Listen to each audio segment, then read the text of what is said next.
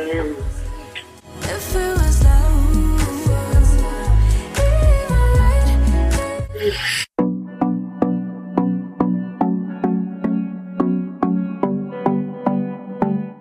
tout le monde, j'espère que vous allez bien.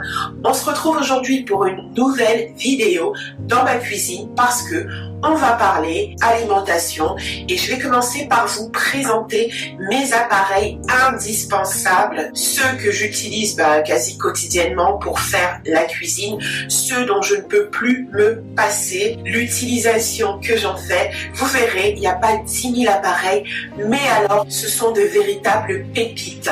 D'ailleurs, je vous mettrai tous les liens en barre d'infos si jamais ça vous intéresse et que vous souhaitez en faire l'acquisition. Vous verrez, on n'est pas dans la surconsommation et c'est ce qu'on recherche, un quotidien qui est facile à gérer. Je vais poursuivre la discussion autour de l'alimentation et plus particulièrement lorsqu'on est en charge d'enfants. Comment est-ce qu'on alimente nos enfants? Comment est-ce qu'on prend soin d'eux à travers l'alimentation? Voilà, c'est parti. Tour d'horizon de mes appareils favoris, je commence par le Moulinex Soup & Plus Blender. C'est un super robot d'une capacité de 2 litres pour la soupe. Je découpe tous mes légumes, je les insère dans le blender. Il va cuire les légumes par une simple fonction programmation. Il va mixer les légumes une fois qu'ils sont cuits. Il y a plusieurs options de mixage. Je peux obtenir une soupe très lisse ou une soupe avec des morceaux. Il fait également cuiseur vapeur et surtout, il garde chaud pendant plusieurs heures. Je peux préparer ma soupe à l'avance, aller prendre ma douche. Le robot va faire tout le travail. Je vais trouver une soupe à la texture que je souhaite, chaude et prête à être consommée. Autre utilisation que j'aime faire de ce robot, c'est la pâte à crêpes. Ça a changé ma vie. Les crêpes, on en fait environ tous les 15 jours. Les enfants adorent ça pour le goûter et le petit déjeuner. Donc je peux vous dire que d'avoir un appareil qui me permet de mettre tous les ingrédients dans l'ordre que je souhaite, pousser un bouton, revenir 5 minutes plus tard et avoir une pâte lisse, ça change la vie. N'hésitez pas à visiter mon blog pour découvrir ma recette de crêpes. Franchement, pour les personnes qui l'ont testée, c'est la meilleure. Sur TikTok, elle a fait plus de 200K vues. Choquée. On poursuit avec le smoothie. Le robot possède des lames en acier qui permettent de piler de la glace. Alors autant vous dire que les fruits surgelés, ça glisse tout seul. C'est l'un de mes meilleurs achats et la dernière version a encore plus d'options avec des recettes intégrées, je crois. Vraiment, je vous le recommande. Que là, c'était smoothie fruits rouges pour tout le monde à l'heure du goûter. Le plus ancien des appareils que je vous présente, c'est mon cuiseur vapeur avec 2 paniers en inox. Il est muni d'un minuteur, donc c'est hyper facile. J'ai cuit les pommes de terre, là des choux-fleurs pour un gratin chou-fleur pommes de terre et la béchamel est faite maison, bien sûr. Ça, c'est mon robot pétrin. Je réalise une pâte brisée pour la quiche que je vais congeler. Et oui, la pâte brisée maison se congèle très facilement. Je réalise toutes mes recettes de gâteaux, des cookies pour le goûter, la pâte à pizza, la pâte à brioche. Là, j'avais fait également une babka à la pistache. Vraiment, ce robot, c'est une pépite. Je vous présente mon extracteur de jus. À ne pas confondre avec une centrifugeuse parce que la centrifugeuse va chauffer le fruit et va lui faire perdre une partie de ses vitamines. Avec l'extracteur de jus, c'est littéralement comme si vous pressiez vos fruits à la main pour en extraire le jus. C'est juste idéal si vous voulez des jus qui gardent toutes leurs vitamines et tous leurs minéraux. On ne s'en passe plus à la maison. Même ma fille de 10 ans sait s'en servir et je peux vous assurer que c'est un plaisir quand elle m'apporte mon jus de fruits au lit. L'avantage de ce modèle trouvé sur Amazon, c'est qu'il extrait le jus de fruits réputés un peu difficiles comme la betterave ou le gingembre et surtout il se nettoie très facilement. Last but not least, un appareil dont on entend beaucoup parler en ce moment et à juste titre je trouve. Attendez, je termine l'assaisonnement de mon saumon et ensuite je vous présente mon air fryer de la marque Ninja. Si vous me suivez sur Instagram, je vous l'ai présenté maintes fois et sur TikTok, n'en parlons pas. C'est vous dire à quel point cet appareil appareil est indispensable. Le mien possède 2 bacs qui me permettent de cuire simultanément ou de manière différenciée des aliments. Je vous le recommande, c'est une pépite. Avant de poursuivre la discussion, je vais me préparer un petit déjeuner avec un granola avec des fruits secs.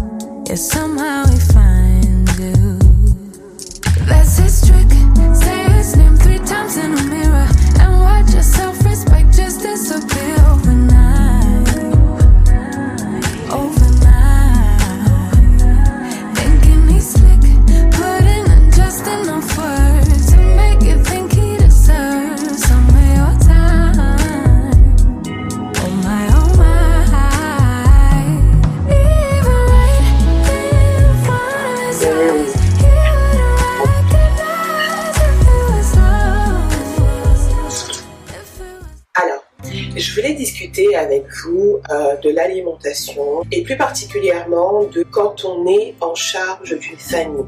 Alors bien entendu, je ne suis pas toute seule à avoir cette charge et fort heureusement parce que quand déjà soi-même on n'est pas complètement réglé niveau alimentaire, c'est une charge qui peut être très très lourde et surtout que on subit quand même une sacrée pression. De toute façon, la pression qu'on subit par rapport à nos enfants, elle est générale. Elle est liée à la parentalité, au fait que la société compte énormément sur nous, les parents, pour créer des adultes qui vont être en charge de cette société. Du coup, voilà, il y a beaucoup de choses qui reposent sur nous, les parents, mais aussi très personnellement. On n'a pas envie de reproduire avec nos enfants des erreurs ou des fausses routes que nous-mêmes on aurait vécues. Je pense que je suis pas la seule à le ressentir et ça peut être intéressant d'en discuter avec vous.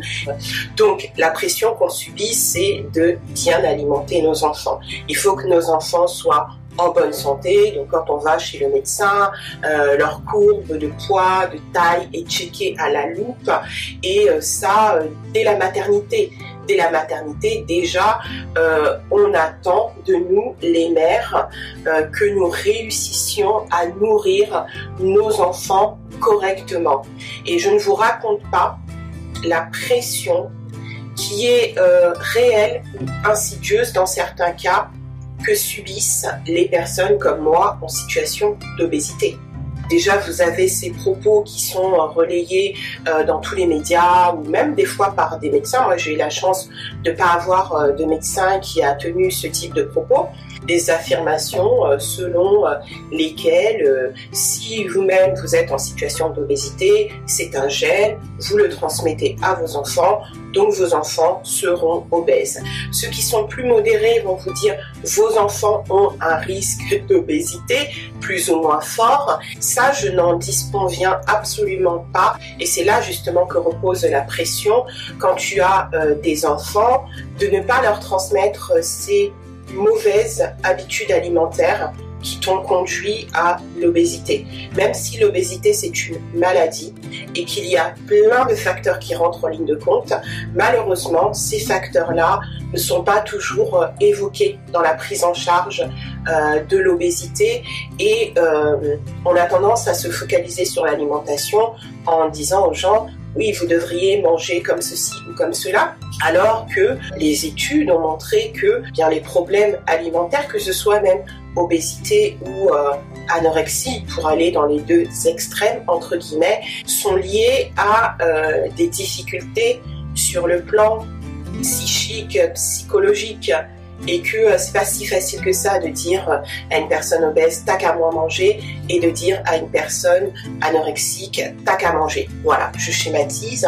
Avant d'avoir des enfants, Je m'étais énormément documentée parce que le sujet de la maternité était un sujet qui m'intéressait énormément. J'avais également un objectif professionnel par rapport à la parentalité. Donc voilà, pour ceux qui me suivent, j'ai créé Dire Mama, j'ai sorti un livre qui parle de parentalité, mais cette question de l'alimentation, je ne l'ai pas abordée sur mon livre et je ne l'ai jamais finalement abordée. C'est la première fois que je l'aborde. Cette question de la pression que l'on a en tant que mère de bien alimenter ses enfants. C'est vraiment un truc dont personne ne parle, mais c'est quelque chose qui est réel. Et c'est d'autant plus réel que dans les faits, ce sont les mères qui, en général, font les visites médicales. Ce sont elles qui, en général, font les courses. Donc, je schématise. Dans notre cas, c'est pas moi qui fais les courses, ou très peu. Par contre, les visites médicales, c'est moi qui les assure. Donc, c'est moi qui suis face au médecin. J'ai la chance, alors je mets bien des gros guillemets, et je vais vous expliquer pourquoi, d'avoir des enfants qui n'ont pas de problème de poids. Pourquoi? Parce que si jamais mes enfants avaient été au-dessus de la courbe, on aurait tout de suite lié ça au fait que moi-même je suis obèse, donc forcément mes enfants, je leur ai transmis ce gène de l'obésité et en plus je les alimente mal. Vous voyez, la pression, elle aurait été encore plus énorme. Moi, en ce qui me concerne, je ne traque pas l'assiette de mes enfants. Alors certains me diront oui, mais c'est parce qu'ils n'ont pas de problème de poids. Oui et non, parce que j'ai au fil du temps réussi à comprendre que les problèmes de poids n'étaient pas uniquement liés à l'alimentation. Vous voyez, j'ai compris au fil du temps, au fil des années, et j'ai 43 ans, donc Dieu seul sait qu'il m'en a fallu du temps pour comprendre que les problèmes de poids sont liés à la sédentarité, au manque d'une pratique sportive régulière, ce que je n'ai pas toujours eu. J'ai souvent associé le sport à la perte de poids. Donc je faisais du sport, j'avais une pratique sportive régulière lorsque je cherchais à perdre du poids. Et lorsque je n'étais pas dans une démarche de perte de poids, je n'avais pas de pratique sportive. Je pouvais marcher pour me rendre d'un point A à un point B, mais ça n'avait absolument rien de sportif. Mon souci, c'est que j'ai une alimentation émotionnelle. Je vais avoir des périodes où je ne vais rien manger, je vais sauter des repas. Ça va s'associer à des moments où je vais véritablement avoir des cravings, des envies obsédantes de sucré. Et quand j'ai ces cravings-là, j'ai tendance à vouloir manger des choses industrielles, des gâteaux au chocolat, etc. Donc du coup, ça crée un déséquilibre au niveau de l'apport calorique. Et si en plus à côté de ça tu es sédentaire, si le cocktail s'ajoute à ça, des problèmes d'anxiété qui me créent des insomnies, je vais pas dormir, et quand vous dormez mal, vous prenez du poids, et si en plus vous dormez mal, vous êtes sédentaire et vous avez tendance à avoir une alimentation complètement émotionnelle, c'est pas hyper sain. J'ai énormément travaillé, j'ai travaillé avec ma psy sur ce problème d'alimentation. Je suis assez contente parce que je peux dire aujourd'hui que je suis sortie de l'hyperphagie. Avant, je souffrais d'hyperphagie, c'est-à-dire que à certains moments, je pouvais manger une quantité déraisonnable d'aliments sucrés. Moi, c'est surtout le sucré, je suis pas du tout salée. Ma psy m'a beaucoup aidée sur ça. Aujourd'hui, j'ai encore des cravings. Je suis a work in progress. Voilà. Je suis en train de travailler là-dessus. Quand vous êtes parent, vous ne vivez pas seul. Et vous êtes en charge d'élever vos enfants. Et dans l'éducation, il y a également l'éducation alimentaire. Et ça, vous êtes à 100% responsable parce que, à part un repas qu'ils font à la cantine, c'est vous qui vous chargez d'alimenter vos enfants. Et vous avez vu, lorsque je vous ai présenté les différents appareils que j'utilise, les différentes recettes que je peux faire, c'est vraiment ce qu'on mange à la maison. Donc, on mange relativement équilibré. Il va y avoir des périodes où on va manger plus de pâtes, mais dans l'ensemble, ça va. Il n'y a pas de souci à ce niveau-là. Moi, j'ai la chance d'être accompagnée dans cette lourde tâche par un compagnon qui est très sportif. C'est quelqu'un qui est assez sensibilisé par rapport aux questions alimentaire, mais de manière saine. C'est pas quelqu'un qui est dans l'obsession du corps, il faut être mince à tout prix, parce que quand on est mince, on a de la valeur dans la société. D'ailleurs, si il pensait de cette manière, il serait pas avec moi, même si quand je l'ai rencontré, je pesais facile 30 kilos de moins. Ceci étant dit, c'est quelqu'un qui ne m'a jamais poussé à faire un régime. Même quand il m'entend me plaindre, etc., il va me pousser à avoir une activité physique. Et parce que lui, il a grandi comme ça, il a été élevé de cette manière, ce que moi, j'ai pas forcément eu. J'ai pas toujours eu une activité physique. J'ai grandi avec des parents qui étaient très mono-alimentation, du riz à chaque repas, du poulet. Oui, il y avait des légumes de temps à autre, mais c'était pas systématique. Donc, c'est vraiment à l'âge adulte, quand j'ai commencé à être indépendante, à faire mes propres courses, à faire mes propres recherches, que j'ai découvert toute une catégorie d'aliments que je ne mangeais pas chez moi et qui m'ont beaucoup plu par ailleurs. Donc j'ai vraiment découvert une autre manière de manger. Malheureusement, j'associais beaucoup ça à une démarche de régime, de perte de poids. Et je pense que c'est ça le problème, et c'est vraiment ça que moi j'ai voulu éviter pour mes enfants. Par exemple, mon aînée, elle a 10 ans, et elle m'a demandé il y a quelques mois, maman, ça veut dire quoi régime? Parce qu'elle l'avait entendu à l'école, parce que je n'ai jamais prononcé le mot régime devant mes enfants. Je suis pas dans le déni, je suis pas comme certaines peuvent penser, si tu es grosse et qu'en fait tu n'es pas constamment dans une démarche de perte de poids, tu n'es pas constamment dans une démarche de dénigrement, alors tu es dans le déni, tu n'acceptes pas le fait que tu es obèse et que à un moment donné il faut que tu sortes de là. Donc non, je suis pas dans le déni. En revanche, la seule chose qui était compliquée pour moi, ça a été de me détacher de la nourriture récompense. Parce que moi, j'ai été aussi élevée comme ça, où pour te récompenser, on va te donner des gâteaux, on va te donner des bonbons, on va te promettre quelque chose à manger, et en particulier quelque chose de sucré. Je me suis beaucoup construite avec cette idée de nourriture récompense. Donc il a fallu pour mes enfants que je combatte ça. Je dis vraiment combattre parce que c'est un combat quand vous avez vraiment été élevé dans une croyance. Pour en sortir, croyez-moi, c'est pas si facile que ça. Donc j'ai vraiment pour mes enfants essayé de sortir de cette idée de nourriture récompense. Des fois ça m'arrive de leur proposer un truc, mais c'est relativement rare. Et je pense que le fait d'être avec mon compagnon, ça fait la balance, parce que lui, il est pas du tout dans ça. C'est un travail après qui est individuel, parce que je suis pas toujours avec lui. Quand je récupère les enfants à l'école, c'est moi qui prépare le goûter. Donc c'est moi qui décide de ce que je vais leur donner pour le goûter.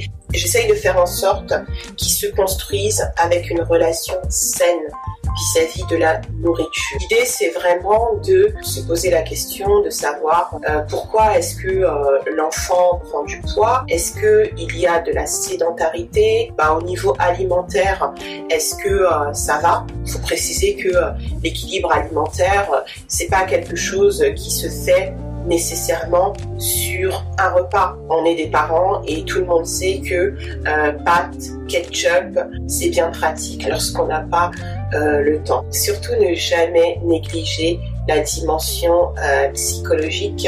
Moi, j'ai commencé à prendre du poids à la fin de l'adolescence, tout simplement parce que je me suis retrouvée seule j'ai quitté ma famille et je me suis retrouvée à vivre toute seule dans un environnement que je ne connaissais pas, avec des codes que je ne connaissais pas, avec des personnes qui n'étaient pas toujours bienveillantes. J'ai énormément compensé avec la nourriture et jusqu'au moment où j'ai littéralement perdu le contrôle. Aujourd'hui, j'ai vraiment envie d'être attentive à ce que mes enfants aient une relation saine avec la nourriture. Et je parle de prise de poids pour le côté problématique parce que c'est souvent ce que la société nous renvoie comme problématique au sujet de l'alimentation, la prise de poids, alors que on peut avoir des enfants qui ne prennent pas de poids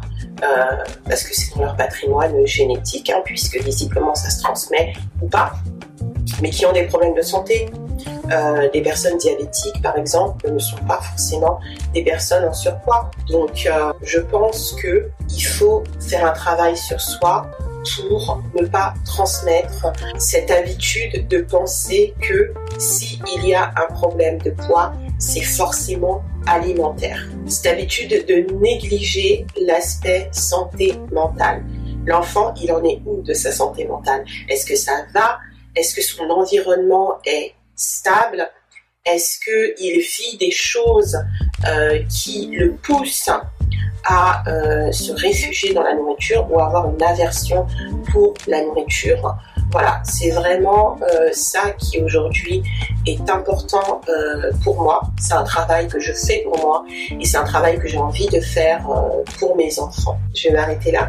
Dites-moi ce que vous en pensez. C'est un sujet assez délicat. D'ailleurs, je pense que vous avez senti l'émotion dans ma voix parce que c'est pas facile d'être grosse dans cette société et d'être une grosse maman aussi. C'est pas toujours facile, mais faut tenir bon, faut avoir confiance en soi, faut avoir confiance en ce qu'on peut transmettre à nos enfants. N'hésitez pas à me dire si c'est un sujet qui vous parle, comment est-ce que vous gérez ça avec vos enfants, en famille, et voilà. J'espère que cette vidéo vous aura plu. Si jamais c'est le cas, n'hésitez pas à me le faire savoir avec des pouces en l'air. N'hésitez pas à vous abonner à la chaîne. Je le répète à toutes les vidéos, mais c'est vraiment important. Ça me permet de continuer ce que je fais. Ça m'encourage. Et je vous dis à très bientôt pour une prochaine vidéo. Bisous!